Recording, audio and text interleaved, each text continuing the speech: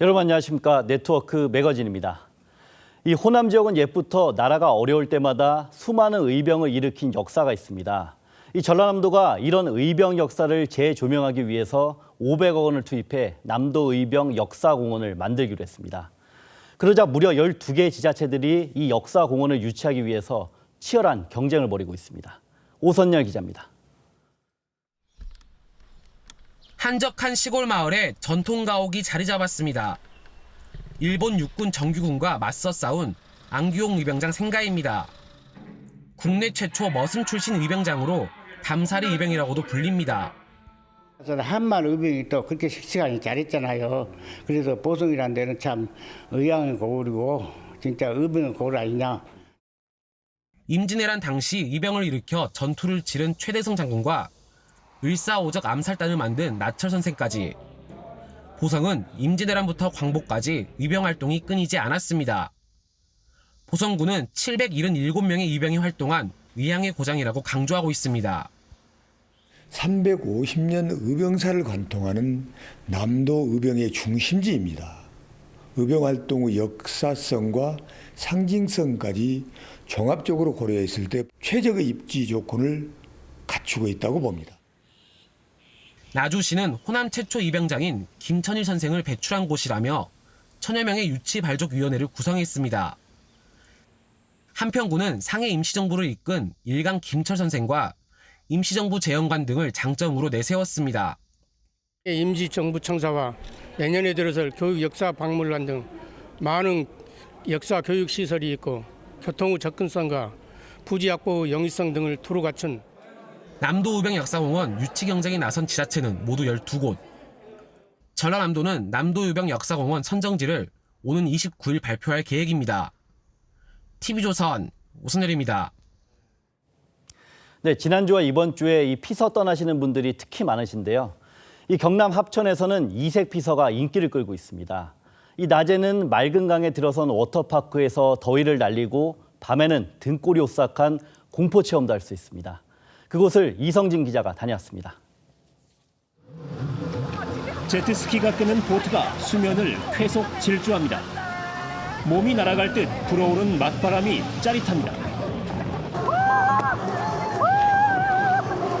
합천 황강에 들어선 워터파크입니다.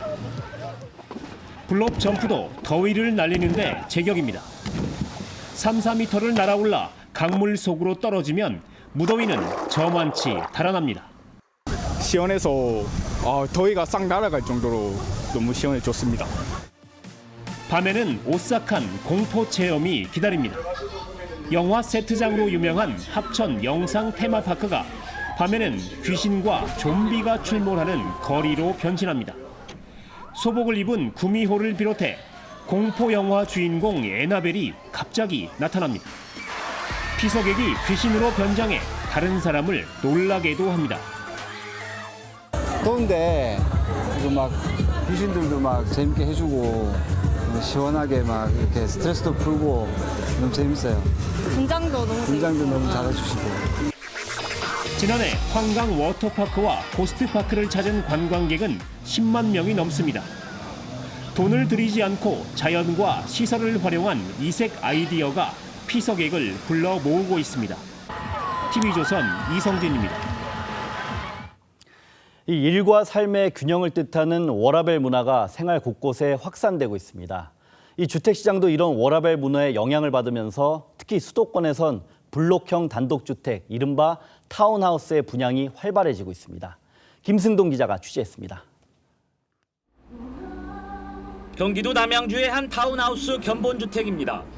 앞마당을 지나 집 안에 들어서면 거실과 주방이 연결되고 계단을 따라 위층으로 올라가면 침실과 옥상 테라스가 차례로 이어집니다. 지하 1층에서부터 지상 3층까지 하나의 세대로 이루어진 단독주택입니다. 테라스는 서비스 면적이기 때문에 분양 면적에 비해 넓게 쓸 수 있는 게 장점입니다. 단지 한쪽에는 커뮤니티 시설도 설치해 아파트의 장점도 살렸습니다. 아파트처럼 편의시설이 똑같이 있어야 돼요. 그래서 여기도 마찬가지로 복카페가 있고 관리실이 있고 그다음에 이제 그 체육시설이 있습니다. 다산 신도시에 들어설 예정인 또 다른 타운하우스입니다. 집이 들어설 주택 용지를 분양하고 보안시설 등 공용시설만 제공합니다. 맞춤형 주택을 원하는 수요층이 타겟입니다. 나홀로주택과는 달리 신도시가 가지고 있는 학교라든지 여러 편의시설을 쉽게 이용할 수 있는 장점이 있습니다. 타운하우스를 분양받을 때 가장 조심해야 하는 점은 지방자치단체가 개발 허가를 내준 곳인지 반드시 확인해야 합니다. 또 개별적으로 주택공사를 하는 단지라면 입주 시점이 모두 다를 수 있다는 점도 고려해야 합니다. TV조선 김승돈입니다. 네, 섬의 가치와 중요성을 알아보는 섬 기획 시리즈 지난주에 이어서 두 번째 순서입니다. 오늘은 우리나라 서쪽 끝에서 외롭게 서해를 지키고 있는 경렬 비열도를 김다로 기자가 다녀왔습니다. 태안 신진항에서 100km 2시간 정도를 가면 경렬 비열도가 나타납니다. 우리나라 서쪽 영해 기점인 서경렬비도와 동과 북경렬비도, 섬 3개로 이뤄져 있습니다. 이곳에서 중국 산둥반도까지의 직선 거리는 270km에 불과합니다. 서해의 독도라고 불리는 이유입니다. 경렬별도는 중국하고 산둥반도가 갇혔습니다. 오종이 풍부하기 때문에 많은 중국선들이 와가지고 이쪽에서 불법을 많이 장하고 있는데, 중국어선의 불법어업이 수시로 벌어지지만 단속에는 어려움이 많습니다. 서쪽 끝에 위치해 해양경찰 출동에 오랜 시간이 걸리고 기상이 좋지 않으면 급하게 피할 항구도 없기 때문입니다. 제가 있는 북경렬비도는 해양수산부 소유의 국유지입니다. 하지만 우리나라 최서단인 서경렬비도와 동경렬비도는 개인이 소유하고 있습니다. 태안군은 경렬비열도의 국가 매입과 연안항 건설을 추진하고 있습니다. 2015년 대산지방항만청이 동서경렬비도의 국유화를 시도했지만 가격이 맞지 않아 무산됐습니다. 서경렬비도는 중국인의 매입 움직임이 포착되기도 했습니다. 정부는 2016년 12월부터 이곳을 외국인 토지거래 허가구역으로 지정했습니다. 지리적 군사적 요충지가 사유지로 남아있자 충남 지역 기초단체장들이 국유화에 힘을 보탰습니다. 경렬 비열도를 꼭 국가가 매입하고 또 자기들도 일부라도 함께 객추를 하고 지원을 해서 이것은 국가가 관리를 해줘야 되겠다. 태안군은 제4차 전국 항만 기본계획에 북경렬 비열도의 연안항 건설을 포함시킨다는 계획입니다. TV조선 김다로입니다. 네, 다음 소식입니다. 중앙과 지방정부의 가교 역할을 하게 될 지방자치회관이 세종시 어진동에 문을 열었습니다. 지방자치회관에는 15개 광역자치단체와 시도지사 협의회 등 총 20개 기관이 입주했습니다. 앞으로 이 회관은 중앙과 지방, 지방과 지방을 잇는 역할과 함께 지방 분권의 상징 공간으로 활용될 예정입니다. 지방의 힘이 나라의 힘이 되는 자치분권과 균형발전 시대를 앞당기자는 국민적인 뜻이 모아진 그런 의미가. 네, 자치단체장을 만나보는 초대석 시간입니다. 파주시에 있는 DMZ 평화의 길이 오랜 준비 끝에 지난 10일 개방됐습니다. 파주시는 이곳이 한반도 분단과 평화가 공존하는 색다른 경험의 장소가 될 것으로 기대하고 있습니다. 최종환 파주시장을 모시고 자세한 얘기를 들어보겠습니다. 시장님 안녕하세요. 예, 안녕하십니까. 지난주 토요일에 방금 말씀드린 DMZ 평화의 길이 개방이 됐는데 어떤 코스가 개방됐고 앞으로 어떻게 운영될 건지 설명 부탁드립니다. 네, 지난주 토요일 8월 10일 파주 지역에 있는 DMZ 평화의 길이 강원 지역의 고성 그리고 철원 지역에 있어 세 번째로 개방이 되었습니다. 파주 지역에 있는 DMZ 평화의 길에는 임진각에서부터 생태 탐방로를 거쳐 도라산 전망대 그리고 9.19 남북 군사 합의에 의해 철거된 지피 지역까지 방문하는 총 21km 구간이고 그중에서 1.4km 구간은 생태 탐방로는 도보로 이동하고 나머지 구간은 차량을 이용해서 이동하게 되는 구간입니다. 네. 그리고 파주시 통일동산이 이 조성 계획이 발표된 지 무려 29년 만에 관광 특구로 지정됐다고 하던데 그러면 앞으로 어떻게 조성이 되는 겁니까? 예, 통일동산 지구는 파주시에 있는 지역으로 민족 분단의 아픔을 치유하고 또 절절한 통일 염원을 간직하기 위해서 1990년 노태우 대통령 시절에 지정이 되었다가 29년 만에 관광 특구로 지정이 되었습니다. 이 관광 특구가 지정됨에 따라서 헤이리 마을, 영어 마을, 그리고 프리미엄 아울렛 등 모든 91만 평 지역이 많은 외국 관광객들과 우리 주민들에게 사랑을 받는 대표적인 관광지로 육성되도록 네네. 준비하고 있습니다. 네. 그리고 이제 여기 통일동산에 또 대규모 콘텐츠 월드도 들어선다고 그래서 주변 뭐 기대감이 크다고 그러던데 뭐 구체적으로 어떤 뭐 기관들이 들어올 예정인 건가요? 예, 좀 전에 말씀드린 통일동산 지구 인근에 영마을 바로 주변에 6만 4천여 평의 부지를 조성해서 아시아 최대의 네네.